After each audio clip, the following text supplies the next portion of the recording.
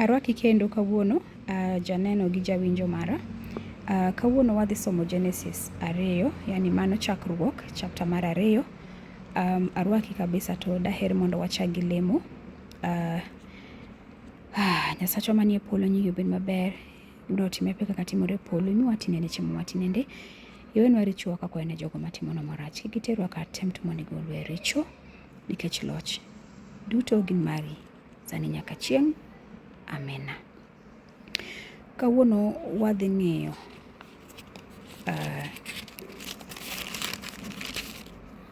book kata kitabu ma Chakruok 2 chapter mar 2. Chapter mar 2 mwadhi somo kawuono.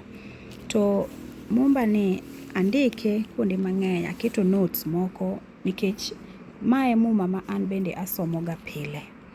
To ahero somo muma nikech ang'eyo ni Nyasaye wuoyo kodwa kokalo kuom wachne maler e muma maler. Koro kineno kandiko gimoro kae to mano mana personal note konya mondo winj tiend wachno. To mumba ni abuke kama nikech kabuke kama tang'e nasesomo kanyo. Koro kata sama somo tang'e ni kanyo nasesomo. Kachaka no kanyo tang'e ni mano wach manasesomo.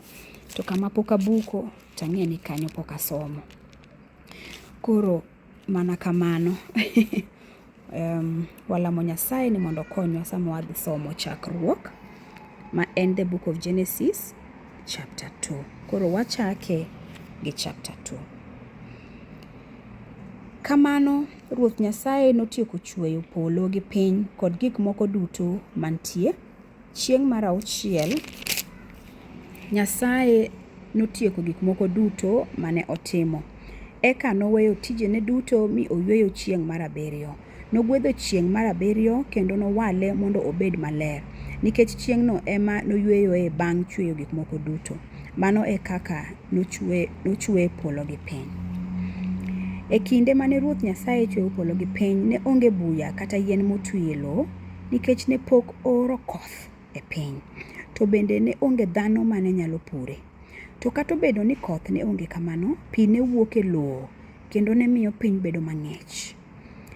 7 Eka Ruoth Nyasaye nokawo lowo monywaso kendo ochweyogo dhano. Nokudho much ngima e dhano mi dhano nobedo gi ngima. Puoth Eden. 8 Bang'e Ruoth Nyasaye noloso puodho e Eden yo wuok chieng' mi oketo e dhano mane osechweyo. Nomiyo yien mopogore opogore odongo e puodhono, mamoko lombo wang' kendo moko nyago olemo michamo. To yath manyago olemb ngima kod mano manyago olemo manyiso ber gi rach noketo e dier puodho. 10 Aora moro ne mol e puodhono kawuok Eden mondo omiye ng'ich. Kendo bang' wuok e puodho nopogore mobedo aore 4. Aora mokwongo iluongo ni Pishon. En aora moluoro piny Havila, kuma dhahabu maber kod duogo miluongo ni Bedelium gi kite manengo gi tek miluongo ni Onyx yudore. Aora mar 2 iluongo ni Gihon, mamol koluoro piny Kush duto. Aora mar 3 iluongo ni Tigris, mamol yo wuok chieng' mar Asuria. Aora mar 4 to iluongo ni Euphrates. 15 Euphrates kata Euphrates. 15 Eka Ruoth Nyasaye nokawo dhano moketo e puoth Eden mondo opure kendo orite. Nowachone niya, oyieni chamo olemb yien duto manie puodho, mak mana olemo manyiso ber gi rach ema kik icham, nikech chieng' michame to initho. 18 Ruoth Nyasaye nowacho niya, ok ber ka dhano obet kende, omiyo abiro miye ng'ama konye. Kuom mano nokawo lowo mochweyogo le mae thim kod winy duto mi nokelogi ne dhano mondo ochak gi nying. Kendo nying mane dhano omiyo moro ka moro ema nobedo nyinge. Kamano Adam nomiyo jamni gi le mae thim kod winy duto nying-gi, to ne pod onge ng'ama konye kata madak kode.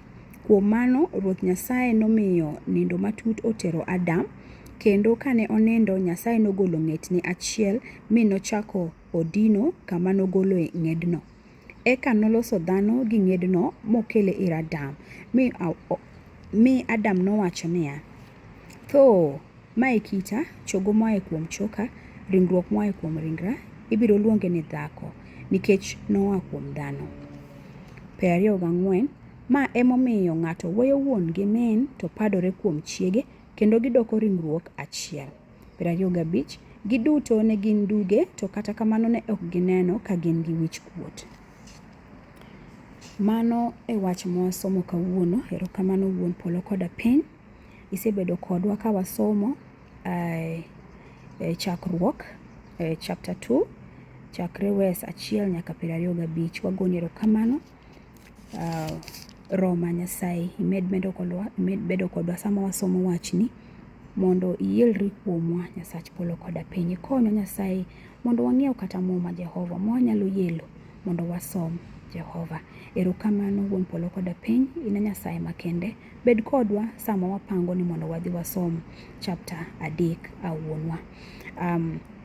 Erokamano walami, bed kodwa nyaka warom kendo e nying Yesu Kristo. Amen.